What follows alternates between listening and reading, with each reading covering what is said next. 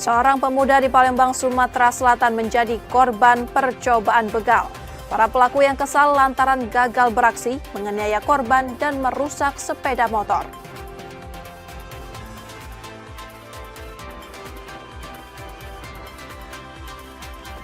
Sebuah minibus menabrak sepeda motor di Palembang, Sumatera Selatan. Diduga akibat pengemudi kehilangan kendali. Benturan keras membuat pengendara sepeda motor terpental dan mengalami luka serius. Hujan dengan intensitas tinggi yang mengguyur wilayah Jambi dalam beberapa hari terakhir memicu meluapnya air sungai di Tanjung Jabung Barat. Kondisi ini merendam sejumlah titik di Kecamatan Merlung, termasuk jalan lintas timur Sumatera.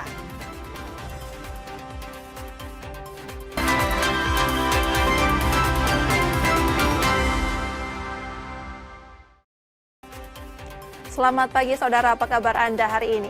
Kami akan membuka hari Anda dengan sejumlah laporan menarik dari Sumatera Selatan dan daerah lain di Sumatera bagian selatan. Selain berita utama tadi, masih ada informasi-informasi menarik lainnya yang akan kami sampaikan.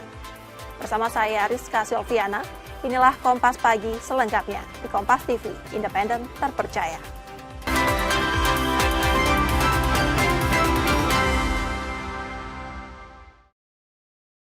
Kami awali Kompas Pagi, saudara.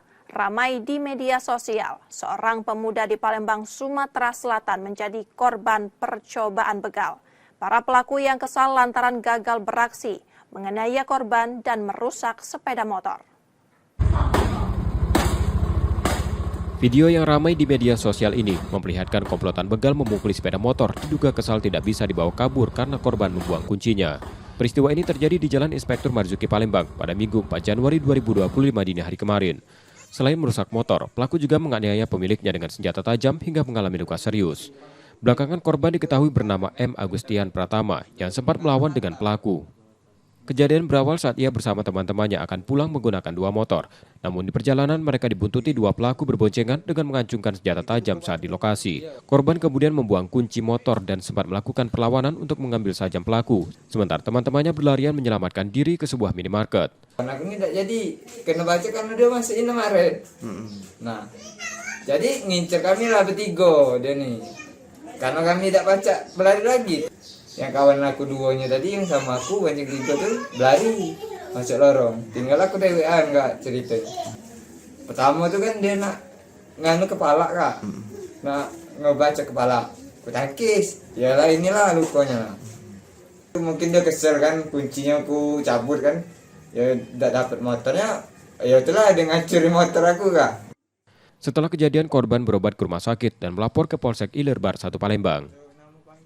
Rizky Oktora, Muklas Diferensial, Kompas TV, Palembang, Sumatera Selatan. Sementara itu, mengemudi dalam kondisi mabuk dan ugal-ugalan. Seorang sopir taksi online di Palembang menabrak 3 mobil sekaligus. Insiden tersebut memicu kemarahan warga sekitar hingga pengemudi menjadi sasaran hukuman massa.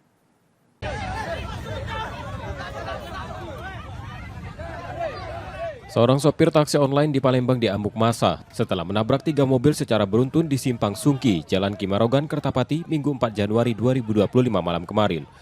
Insiden ini terjadi usai pengemudi tersebut berkendara ugal-ugalan hingga memicu kemarahan warga sekitar. Meski sudah tidak melakukan perlawanan, sopir taksi online itu tetap menjadi sasaran hukuman.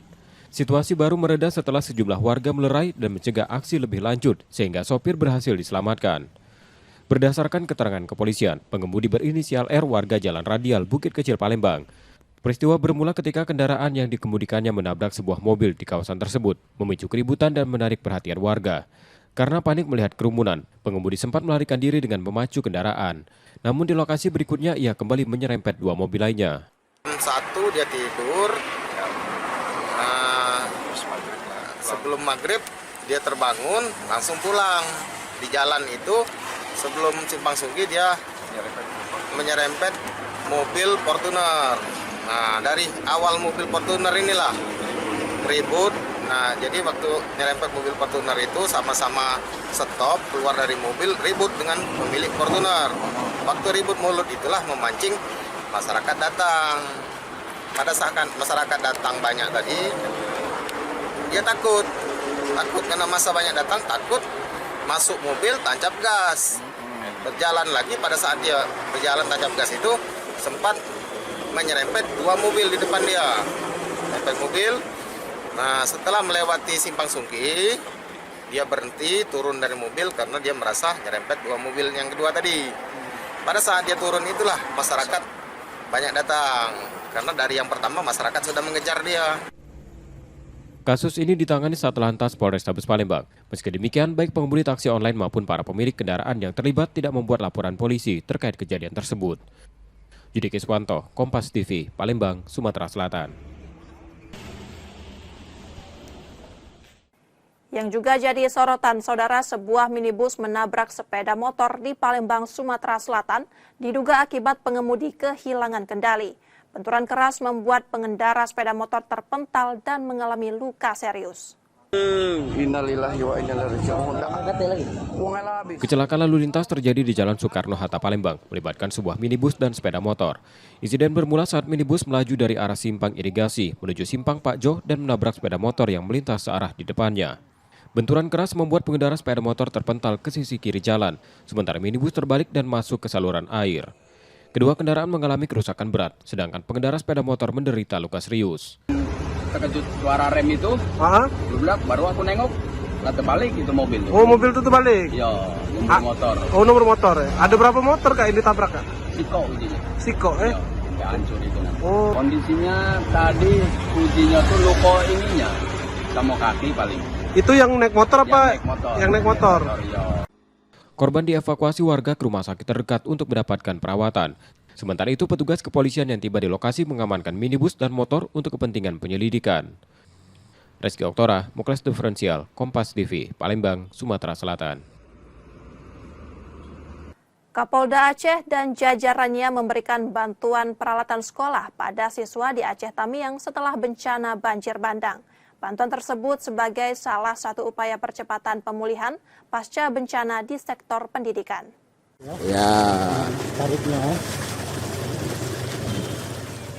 Jajaran Polda Aceh membantu pemulihan pasca banjir bandang di Desa Somadam, Kejuruan Buda, Aceh Tamiang.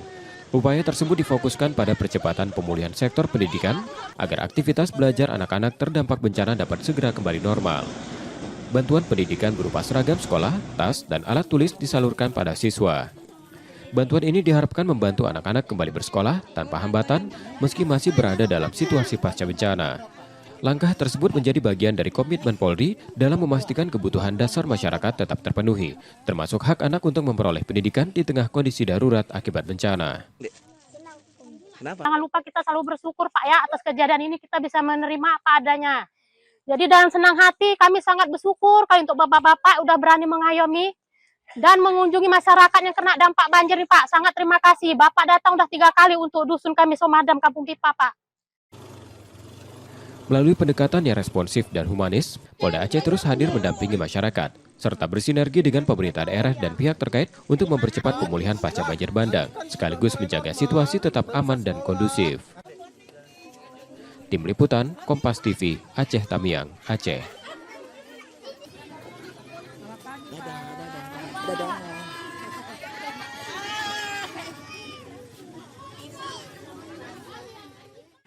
Bandara Internasional Sultan Mahmud Badarudin II Palembang mencatat kenaikan jumlah penumpang sebesar 4,4% selama masa libur Natal 2025 dan Tahun Baru 2026. Meski trafik penerbangan meningkat, kinerja ketepatan waktu masih menjadi perhatian, tercatat di kisaran 70%.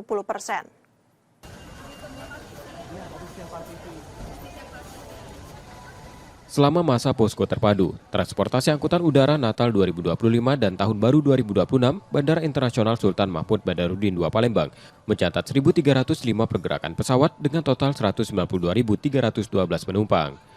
Posko yang berlangsung pada 15 Desember 2025 hingga 4 Januari 2026 itu menunjukkan tren positif dengan pertumbuhan pergerakan pesawat sebesar 9,8% dan peningkatan jumlah penumpang 4,4% dibandingkan periode sebelumnya. Dari sisi operasional, kinerja bandara tetap berjalan stabil. On-time performance tercatat di angka 70%, dengan load factor mencapai 81,6% dan tingkat utilitas slot sebesar 93,3%. Untuk mengakomodasi lonjakan kebutuhan perjalanan masyarakat, terrealisasi 19 penerbangan tambahan selama periode Natal dan Tahun Baru. Kita selalu memastikan evaluasi dari yang penting itu ya 3S1C. Jadi keselamatan, keamanan, kenyamanan, itu yang selalu kita evaluasi. OTP kita 70%. Intinya mungkin beberapa banyak faktor lah. Mungkin dari connecting penerbangan sebelumnya, jadi misalnya delay 30 menit karena adanya keterlambatan dari bandara terus sebelum nyampe di bandara. Meski sempat diwarnai perhatian potensi cuaca buruk, operasional penerbangan tidak mengalami kendala berarti. Pemantauan menunjukkan adanya bibit hingga terbentuknya siklon tropis Haile, namun belum berdampak pada wilayah Sumatera Selatan. Dari pantauan dinamika atmosfer yang selama libur Nataru itu, kami melihat adanya beberapa bibit siklon termasuk yang sudah menjadi siklon tropis Haile yang barangkali kemarin berada di sebelah selatan perairan Jawa. Tentunya dampaknya ini secara signifikan ada di Jawa, kemudian sebagian besar di Sumatera bagian selatan. Namun untuk Sumatera Selatan sendiri barangkali dampaknya secara tidak langsung ya. Secara umum pelaksanaan posko terpadu Nataru berjalan aman, tertib dan terkendali. Penguatan standar keselamatan penerbangan dan keamanan bandara terus menjadi fokus evaluasi, termasuk pengawasan sisi udara dan darat, kepatuhan terhadap prosedur keselamatan, serta kewaspadaan terhadap potensi gangguan keamanan. Muhammad Reza Palevi, Kompas TV, Palembang, Sumatera Selatan.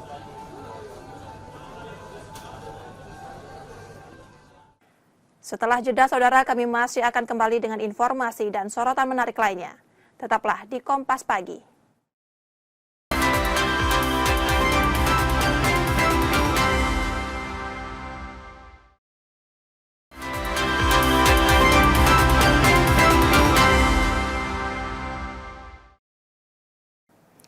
Saatnya kita akan melihat sorotan dari daerah di Sumatera bagian selatan, saudara. Informasi dari Bangka, dugaan pertambangan ilegal di sejumlah wilayah Bangka Belitung masih terus didalami penyidik. Puluhan saksi dimintai keterangan. Penanganan perkara dilakukan secara cermat dan hati-hati.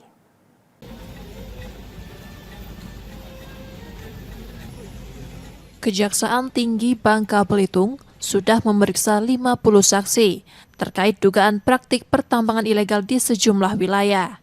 Saksi berasal dari berbagai latar belakang yang diduga mengetahui atau terlibat dalam aktivitas pertambangan tersebut. Meski pemeriksaan saksi terus berjalan, penyidik belum menetapkan tersangka. Penanganan perkara dilakukan secara ekstra dan penuh kehati-hatian, terutama dalam mengonstruksi peristiwa hukum, serta menguatkan alat bukti, mengingat kompleksitas kasus dan dampaknya terhadap lingkungan. Kendala mencari saksi, ya, karena diketahui ini bukan seperti pengadaan barang dan jasa biasa, yang jelas orangnya jelas semua. Tapi kalau ini kan banyak orang-orang yang di lapangan yang perlu kita main puzzle untuk mengkonstruksikan hukumnya itu. Mengumpulkan alat bukti. Selain memeriksa saksi, Kejati Bangka Belitung juga melakukan penggeledahan di beberapa lokasi dan menyita sejumlah dokumen yang diduga berkaitan dengan perkara tersebut. Seluruh temuan itu masih didalami untuk melengkapi alat bukti sebelum penanganan perkara dilanjutkan ke tahap berikutnya. Nanda Ardiansyah, Kompas TV, Pangkal Pinang, Bangka Belitung. Sementara itu, hujan dengan intensitas tinggi yang mengguyur wilayah Jambi dalam beberapa hari terakhir memicu meluapnya air sungai di Tanjung Jabung Barat. Kondisi ini merendam sejumlah titik di Kecamatan Merlung, termasuk di Jalan Lintas Timur Sumatera. Hujan dengan intensitas tinggi yang mengguyur Jambi dalam beberapa hari terakhir menyebabkan sungai di Tanjung Jabung Barat meluap. Dampaknya sejumlah titik di Merlung terendam banjir, termasuk Jalan Lintas Timur Sumatera kilometer 121. Ketinggian air di lokasi tersebut mencapai sekitar 60 cm. Kondisi ini membuat ruas jalan hanya dapat dilalui kendaraan roda 6, sementara motor dan mobil kecil tidak dapat melintas.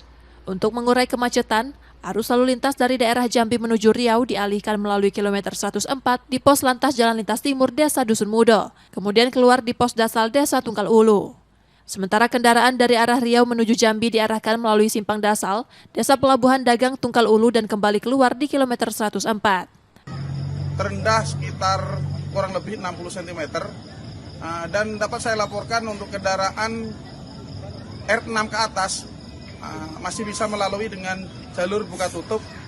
Namun untuk kendaraan R6 ke bawah, baik R4 dan R2, kita sarankan untuk yang dari Jambi menuju Riau bisa melewati KM 104, tepatnya di pos lantas Jalintim Desa Dusun Mudo, yang akan keluar di pos dasar Desa Tunggalulu, Kecamatan Tunggalulu, tepatnya di Desa Pelabuhan Dagang.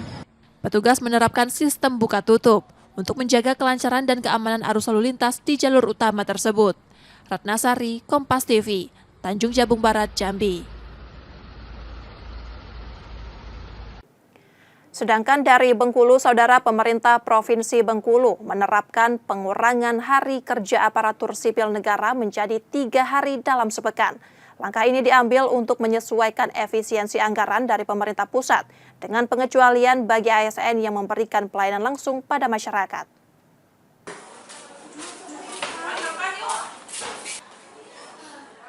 Kebijakan pengaturan jam kerja aparatur sipil negara di lingkungan pemerintah Provinsi Bengkulu mulai diberlakukan pada awal 2026. Dalam aturan ini, ASN hanya bekerja di kantor selama 3 hari, yakni Senin hingga Rabu, sementara Kamis dan Jumat dapat menjalankan tugas dari mana saja melalui skema work from anywhere. Penerapan kebijakan tersebut dilakukan sebagai langkah penyesuaian daerah terhadap efisiensi anggaran dari pemerintah pusat, sekaligus mendorong pemanfaatan anggaran yang lebih efektif dan tepat sasaran. Meski demikian, kebijakan WFA hanya berlaku bagi ASN administrasi. ASN yang bersentuhan langsung dengan pelayanan publik seperti tenaga pendidik dan tenaga kesehatan tetap bekerja dengan pola kerja seperti biasa. Hari kerja kita dikurangi, jadi 3 hari. Cukup Senin, Selasa, Rabu. Selebihnya work from anywhere. Itu salah satunya itu. Ya, work from anywhere, disegerakan bekerja dari mana saja, tapi tetap ya harus bekerja. Ya, ketika dibutuhkan, ya kita harus menyelesaikan pekerjaan kita. Pemerintah daerah memastikan kebijakan ini akan terus dipantau. Apabila dinilai tidak berjalan efektif atau berdampak pada kinerja dan pelayanan, skema WFA akan dievaluasi kembali. Bayazir Al-Raihan, Kompas TV, Bengkulu. Wakil Gubernur Bengkulu memimpin apel pagi perdana aparatur sipil negara pada awal 2026. Wagub mengingatkan ASN untuk terus meningkatkan kinerja sekaligus memastikan pemanfaatan anggaran daerah dilakukan secara efektif dan tepat sasaran. Kami efisiensi yang cukup, salam kebajikan.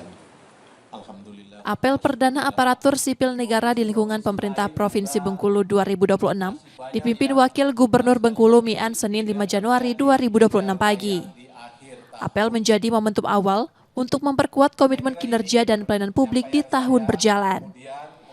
Wagub mendorong ASN melakukan refleksi dan perbaikan kinerja dibandingkan tahun sebelumnya, sekaligus meningkatkan profesionalisme sebagai pelayan masyarakat. Ia juga mengingatkan pentingnya disiplin terhadap jadwal kerja dan target program, agar pelaksanaan tugas tidak menumpuk di akhir tahun. Pengelolaan anggaran dan pembangunan infrastruktur yang menjadi prioritas pemerintah daerah diminta diselesaikan tepat waktu, sehingga manfaatnya dapat segera dirasakan masyarakat. Bahwa semua jajaran bekerja dengan baik dan capaian kerjanya dengan baik, tapi paling tidak tahun 2026 harus lebih baik. Dan satu penekanan khusus saya sampaikan atas nama Gubernur, jangan sampai terjadi kejar tayang di akhir tahun, disusun skedulnya, bar chartnya, action plan-nya, supaya penyerapan anggaran itu bisa merata, sehingga posisinya di penghujung tahun tidak menjadi kejar-kejaran. Kita khawatirkan kerjaan nggak sempurna nanti di ujung akhir tahun. Ya. Selain itu, ASN diharapkan memperkuat kerjasama lintas sektor guna memastikan seluruh program pemerintah berjalan efektif dan berkelanjutan. Bayazir Al-Raihan, Kompas TV, Bengkulu.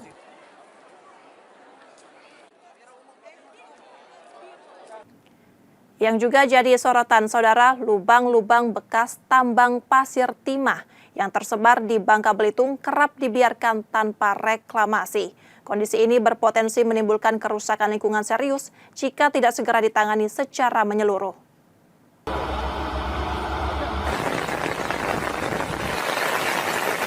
Lubang-lubang bekas tambang pasir timah masih menganga di sejumlah kawasan Bangka Belitung, baik di wilayah hutan maupun lahan terbuka. Banyak di antaranya telah lama ditinggalkan tanpa upaya pemulihan, sehingga lahan menjadi tidak produktif dan berisiko menimbulkan kerusakan lingkungan dalam jangka panjang. Sesuai ketentuan, pemegang izin usaha pertambangan memiliki kewajiban melakukan reklamasi pasca tambang. Tanggung jawab menjaga kelestarian lingkungan juga melekat pada seluruh pihak yang terlibat dalam aktivitas pertambangan. Penindakan tambang ilegal sebenarnya itu kan sudah dilakukan dalam 1 tahun terakhir ya. Terutama kemarin juga kita melaksanakan operasi tertib tambang. Tapi penindakan yang kita lakukan tidak semata-mata hanya penegakan hukum saja, tapi termasuk juga di dalamnya upaya sosialisasi, penyuluhan, termasuk rehabilitasi, reklamasi terhadap lahan-lahan bekas tambang yang sudah ditinggalkan para penambang-penambang. Harapan sebenarnya bagaimana kegiatan tambang di Bangka Belitung ini bisa dilaksanakan sesuai dengan aturan, lalu bisa dimanfaatkan oleh masyarakat, tapi yang paling jelas adalah jangan kemudian lahan itu menjadi tidak produktif, tidak bisa dikembalikan untuk bisa dimanfaatkan masyarakat kembali. Kondisi ini menuntut komitmen pengawasan ketat, serta kerjasama lintas sektor agar reklamasi benar-benar dijalankan, dan kerusakan lingkungan di Bangka Belitung tidak semakin meluas. Nanda Ardiansyah, Kompas TV, Pangkal Pinang, Bangka Belitung. Demikian tadi sorotan dari daerah di Sumatera bagian selatan. Sesaat lagi kami akan kembali. Tetaplah di Kompas Pagi.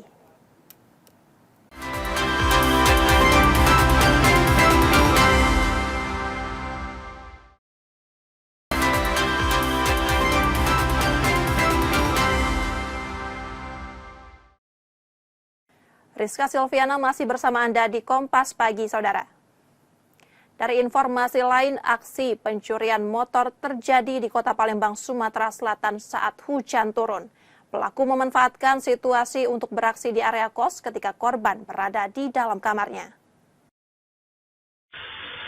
Aksi pencurian sepeda motor di Palembang terekam kamera pengawas pada Sabtu 3 Januari 2025 lalu. Pelaku memanfaatkan hujan yang turun untuk melancarkan aksinya di Jalan Banten 3 Jakabaring dengan sasaran motor milik seorang mahasiswa. Saat kejadian, korban tengah berada di kamar kos lantai 2. Motor diparkir tanpa kunci tambahan, sementara pagar kos dalam kondisi terbuka, sehingga memudahkan pelaku beraksi. Jam 2 dini hari itu? Jam 2 malam. Motor apa yang ini? Beat 2023. Itu terekam CCTV sempat yang bawa motor terduganya? Iyalah di jalannya, Pak. Oh, bukan sudah pas dia ngambil di kosan, bukan. Oh, terekamnya pas bawa motor. Ini pakai apa? Pakai motor apa itu? Kayak jas hujan, Pak. Jas hujan warna merah sama abu-abu. Korban baru menyadari motornya hilang ketika turun ke area parkir untuk mengunci kendaraan. Aksi pencurian berlangsung cepat dan luput dari perhatian karena suara tertutup rintik hujan. Sudah diterima laporannya oleh SPKT Polrestabes Palembang terkait adanya laporan curanmor yang terjadi di Jalan Banten di Kos Budi. Korban sedang berada di lantai 2 kamar kosannya, kemudian pada saat ingin kembali untuk mengunci kendaraan dengan kunci ganda, motor sudah tidak ada di parkiran kos. Laporan kejadian telah diterima petugas Polrestabes Palembang dan kini ditangani Satreskrim untuk penyelidikan lebih lanjut. Yudi Kiswanto, Kompas TV, Palembang, Sumatera Selatan. Kapolda Sumatera Selatan menegaskan penanganan dugaan korupsi pengadaan lahan kolam retensi di Simpang Bandara SMB 2 Palembang dilakukan secara transparan dan menjadi perhatian khusus. Hingga kini proses penyelidikan masih berjalan dengan pengumpulan keterangan sejumlah saksi. Penanganan dugaan korupsi pengadaan lahan untuk pembangunan kolam retensi di Simpang Bandara SMB 2 Palembang kembali dilanjutkan setelah sempat mandek sejak 2023. Kapolda Sumatera Selatan memastikan proses hukum akan dimaksimalkan dan dijalankan secara transparan. Saat ini perkara tersebut masih berada pada tahap penyelidikan dengan fokus pada pengumpulan keterangan saksi untuk melengkapi alat bukti sebelum masuk ke proses penyidikan. Puluhan saksi termasuk ahli telah dilakukan. Seiring berjalannya proses tersebut, Badan Pengawasan Keuangan dan Pembangunan turut mengeluarkan audit investigasi terkait perhitungan kerugian negara yang tercatat mencapai 39,8 miliar rupiah. Itu masalah kolam retensi bandara. Ini kan menjadi perhatian publik dan juga sudah pernah dilakukan penghitungan kerugian negara oleh BPKP. Nah, tentu ini penyidik dan saya pastikan sedang di dalam proses untuk melengkapi keterangan-keterangan. Karena tentu kita tidak ingin pada saat meningkatkan status penanganan perkara ini ke sidik, tetapi kemudian nanti jangan sampai ada keterangan yang belum lengkap, di mana kita harus kembali mundur gitu. Saya sendiri sudah memastikan kepada jajaran Krimsus untuk setiap kasus-kasus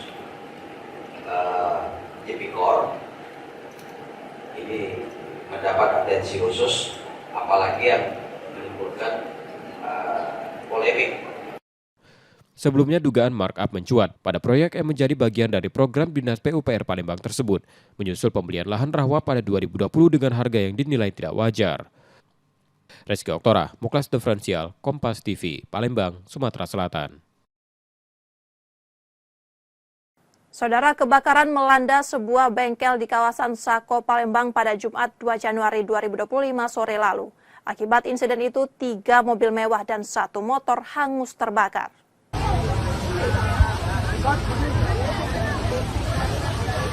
Sebuah bengkel di Jalan Payo Durian 3 Sako, Palembang dilalap api. Kebakaran terjadi cepat hingga menghanguskan seluruh bangunan dan memicu kepanikan warga. Warga sempat berupaya memadamkan api dengan peralatan seadanya sebelum 5 unit mobil pemadam kebakaran tiba di lokasi. Petugas berjibaku menjinakkan kobaran api yang terus membesar. Kebakaran diduga dipicu arus pendek listrik pada mesin blower saat aktivitas pengecatan mobil berlangsung. Percikan api kemudian menyambar material mudah terbakar dan membuat api sulit dikendalikan. Api berhasil dipadamkan setelah sekitar 1 jam. Tidak ada korban dalam peristiwa ini, namun 3 mobil mewah dan 1 motor hangus terbakar. Kronologisnya bahwa dalam kegiatan bengkel ini itu asal apinya dari blower untuk pembuangan angin. Nah, itu ada karyawannya mengerjakan lagi ngecek mobil, tiba-tiba ada percikan api. Keterangan dari yang punya bengkel. Terus kami datang ke TKP, dibantu oleh damkar, dibantu oleh masyarakat, sehingga api cepat dipadamkan. Korban nggak ada, korban jiwa nggak ada, kerugian material belum kita bisa taksir, tetapi dilihat di TKP ini ada berapa unit mobil yang ikut terbakar dan 1 unit motor. Polisi sudah melakukan olah tempat kejadian perkara dengan mengumpulkan sejumlah barang bukti untuk memastikan penyebab pasti kebakaran. Reski Oktora, Muklas Diferensial, Kompas TV, Palembang, Sumatera Selatan.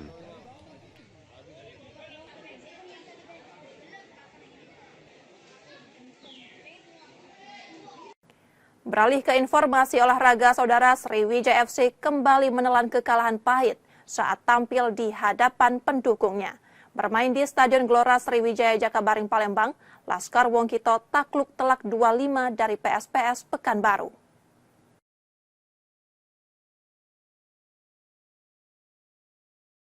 Bermain di Stadion Gelora Sriwijaya Jakabaring Palembang, Sriwijaya FC kembali gagal memetik hasil positif. Menjamu PSPS Pekanbaru, Laskar Wongkito harus mengakui keunggulan tim tamu dengan skor telak 2-5. 2 gol Sriwijaya FC dicetak Mukti Arya menit ke-14 dan Sultan Ziko di menit 82. Sementara PSPS Pekanbaru membalas lewat eksekusi penalti Ilham Fatone menit 28, 2 gol Alvin Tua Salamoni pada menit ke-40 dan 59, Nugroho Santoso menit ke-64, serta Yudi Pratama pada menit ke-82. Meski kembali menelan kekalahan, perjuangan pemain Sriwijaya FC tetap mendapat apresiasi. Namun kondisi fisik tim dinilai hanya mampu bertahan hingga separuh pertandingan, sehingga permainan menurun di babak kedua. Separuh itu udah kita kita memang tenaganya separuh. Menurut saya sangat perjuangan anak-anak sangat luar biasa hari ini. Di sisi lain, PSPS Pekanbaru tampil efektif. Meski sempat tertinggal lebih dulu, tim tamu mampu membalikan keadaan dan menjaga konsistensi permainan hingga laga usai.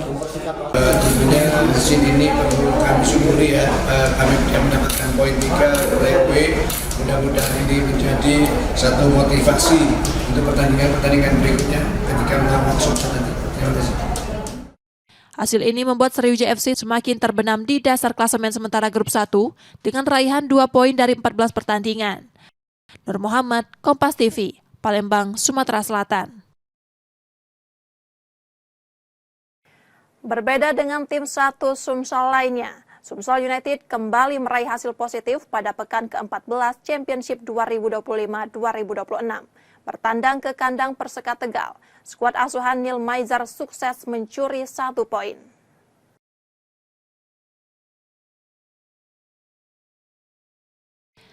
Tampil sebagai tim tamu, Sumsel United tetap menunjukkan permainan percaya diri saat menghadapi Perseka Tegal di Stadion Trisanja Tegal, Jateng pada laga pekan ke-14 Championship 2025-2026. Meski berada di bawah tekanan tuan rumah, skuad asuhan Neil Maizar mampu membawa pulang hasil positif. Sumsel United sempat tertinggal setelah pemain Perseka Tegal Edward Mandosir mencetak gol menit ke-56. Namun tim tamu tak tinggal diam dan terus meningkatkan intensitas serangan. Upaya tersebut berbuah hasil menit ke-77. Juninho Cabral sukses mengeksekusi penalti dengan baik dan mengubah skor menjadi 1-1 hingga laga usai. Kalah 1-0, tensi Eden dia kemauannya untuk mencari nyamakan kedudukan tetap tinggi dan mudah-mudahan motivasi ini tetap berlanjut sampai akhir kompetisi. Selamat hormat saya buat seluruh pemain dan manajemen, kemudian ke depan kita menjadi. Hasil imbang ini membuat Sumsel United mengoleksi 24 poin dari 14 pertandingan dan bertengger di peringkat ketiga klasemen sementara grup 1. Nur Muhammad, Kompas TV, Palembang, Sumatera Selatan.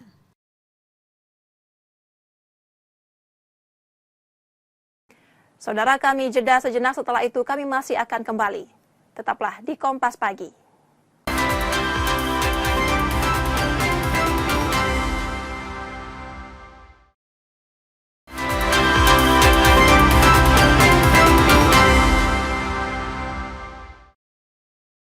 Terima kasih saudara, Anda masih menyaksikan Kompas Pagi.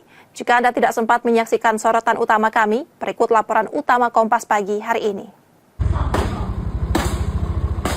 Video yang ramai di media sosial ini memperlihatkan komplotan begal memukuli sepeda motor diduga kesal tidak bisa dibawa kabur karena korban membuang kuncinya. Peristiwa ini terjadi di Jalan Inspektur Marzuki, Palembang pada Minggu 4 Januari 2025 dini hari kemarin. Selain merusak motor, pelaku juga menganiaya pemiliknya dengan senjata tajam hingga mengalami luka serius. Belakangan korban diketahui bernama M. Agustian Pratama yang sempat melawan dengan pelaku.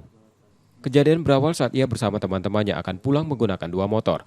Namun di perjalanan mereka dibuntuti 2 pelaku berboncengan dengan mengancungkan senjata tajam saat di lokasi. Korban kemudian membuang kunci motor dan sempat melakukan perlawanan untuk mengambil sajam pelaku. Sementara teman-temannya berlarian menyelamatkan diri ke sebuah minimarket. Anak ini tidak jadi kena baca karena dia masukin kemarin. Nah, jadi ngincer kami lah bertiga dia nih. Karena kami tidak baca berlari lagi. Yang kawan aku duonya tadi yang sama aku bonceng 3 tuh berlari masuk lorong. Tinggal aku dewean kak ceritanya. Pertama tuh kan dia nak nganu kepala kak. Nak ngebaca kepala. Aku tangkis. Yalah inilah lukanya. Mungkin dia kesel kan, kuncinya aku cabut kan. Ya tidak dapat motornya. Ya itulah dia ngancurin motor aku kak. Setelah kejadian, korban berobat ke rumah sakit dan melapor ke Polsek Ilerbar 1 Palembang.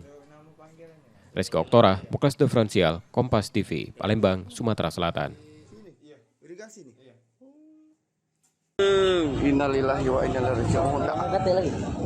Kecelakaan lalu lintas terjadi di Jalan Soekarno-Hatta, Palembang, melibatkan sebuah minibus dan sepeda motor. Insiden bermula saat minibus melaju dari arah simpang irigasi menuju simpang Pak Jo dan menabrak sepeda motor yang melintas searah di depannya. Benturan keras membuat pengendara sepeda motor terpental ke sisi kiri jalan, sementara minibus terbalik dan masuk ke saluran air.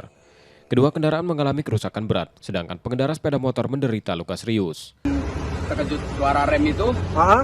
Baru aku nengok, nggak terbalik itu mobil tuh. Oh, mobil itu terbalik? Iya, nomor motor. Oh, nomor motor ya. Ada berapa motor Kak ini tabrak Kak? Siko ujinya. Siko Iya, sampai hancur itu nanti. Oh. Kondisinya tadi ujinya tuh luka ininya, sama kaki paling. Itu yang naik motor apa? Yang naik motor. Korban dievakuasi warga ke rumah sakit terdekat untuk mendapatkan perawatan.